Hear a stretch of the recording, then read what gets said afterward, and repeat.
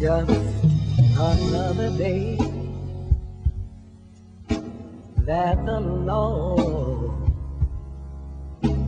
has kept me.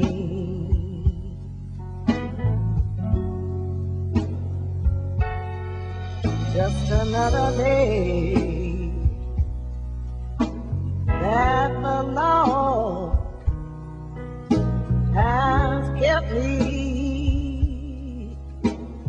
Oh yeah,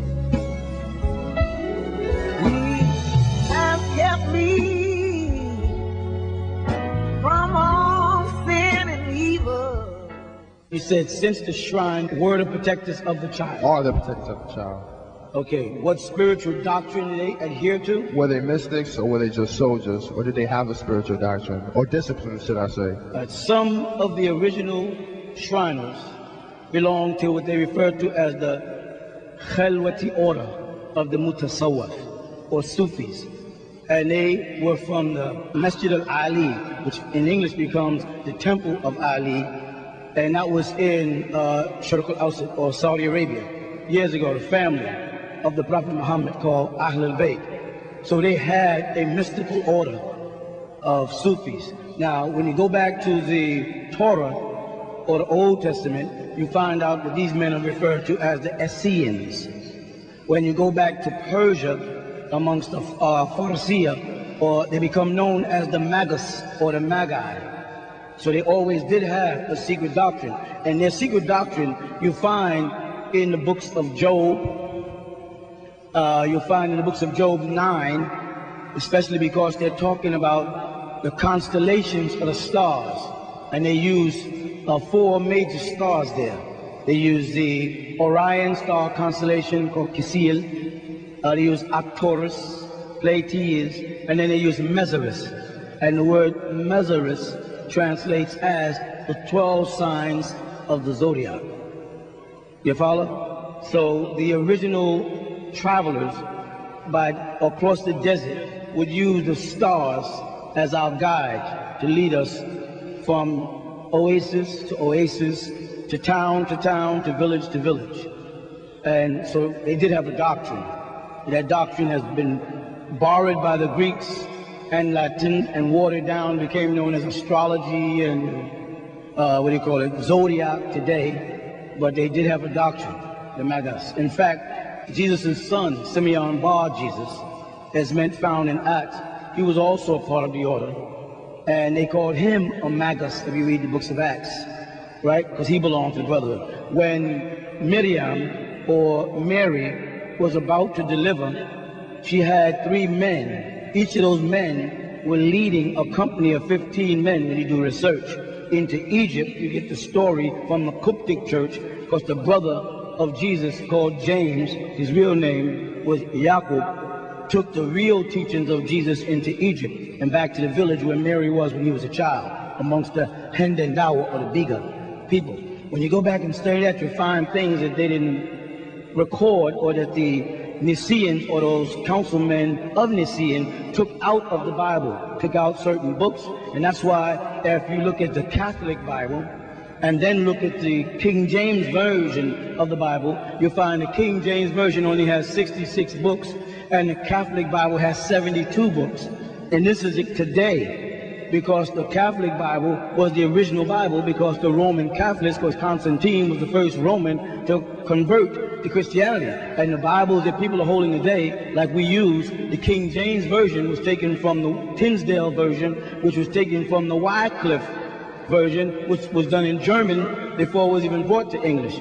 And then books were stolen and moved around, and translations confused, and words moved. And for instance, the very word God in Genesis was altered from a pluralization to an infinite. That's why they say in the beginning God. It leaves it where that could be gods 1, 2, 3, 4, 5 when you look at the word God. So there was a mystical doctrine.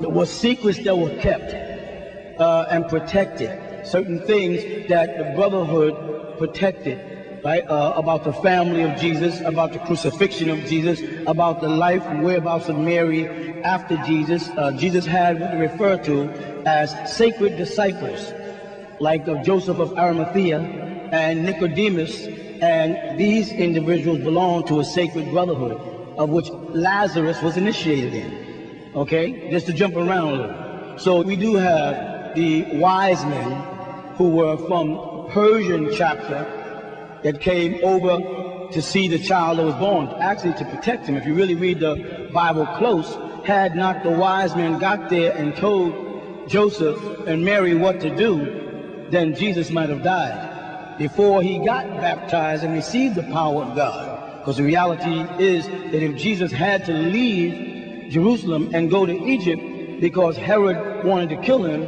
then the reality is he could die then. So they had to wait till he got to the point where he received the power of God, which was done by St. John the Baptist, who baptized him at age 29, where he received his godship, where he was invincible before, of course, the cross incident, as they put it, which, of course, part of the ritual is who was really on the cross. Did they really die on the cross? Did Jesus really marry? Was the wedding at Cana? Whose wedding was that? All these things were held as secrets, but they recorded in Arabic.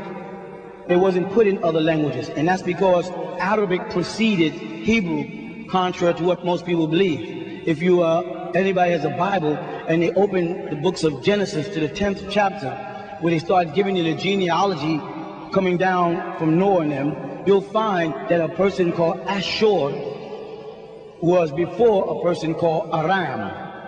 As you look in the Hebrew text, wherever they have, Syriac, you'll see they have Aram. They switched it around. But the word Ashur became known as Syriac, and that's Syria, and the language then in that area became known as Arabic.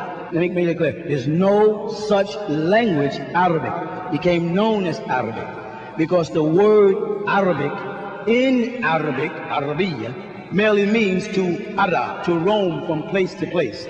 And when Ibrahim, or in Hebrew Abraham, right, left Ur of Chaldea to cross the Tigris Euphrates to go over to the Phoenicians, where they called him Ivri, or Hebrew, right, he was speaking Syriac. And they'll tell you Laban was Assyrian, and that was Abraham's Nahar, Abraham's father's brother, Tyrannim, was in Syria. Chaldea was considered Syrians. I don't want to lose you now. But that language, Arabic, existed first. This is why you have two different names in the Bible for God. One name being Yahweh or Jehovah, and the other name being Elohim. You follow? The word Yahweh or Jehovah is equivalent to when you say in Aramic, bar for son, as opposed to what you would say in Syriac, ben for son. So that's why you have two sons, Bar Jesus, and then Ben this, because two languages are running through the Bible. One of them is Syriac, or from Ashur, the oldest son, and the other is Aramic, which became known as Hebrew. Yahweh or Jehovah is a Hebrew name, but the word Elohim is the plural for Elo or Ilah or Allah, which is ancient Ashuric or an Arabic name. You follow that? Jesus spoke Arabic, and that's why Jesus in the New Testament didn't call on Yahweh. He said Eli. He used the word Ilah. Eli, Eli, lama sabachthani. My God, why have thou forsaken me? Because Jesus was a Nazarite, and he lived in Galilee. And the Galileans spoke Arabic, which you read in Acts when they start talking about the speaking in tongues. When you do a research, you find out that most of those tongues or languages they were speaking was different variations of Arabic. Syria, Egypt, and such. So Jesus himself spoke a form of Arabic, as well as he did understand the Nazarite dialect and Aramic, but his key language was Arabic. That's why he used the word Eli and not Jehovah when he was on the cross. And throughout the Bible, you find men that have Eli in their name or El in their name, dealing with the Ashuric side of the family, which came down to Abraham, to Ishmael,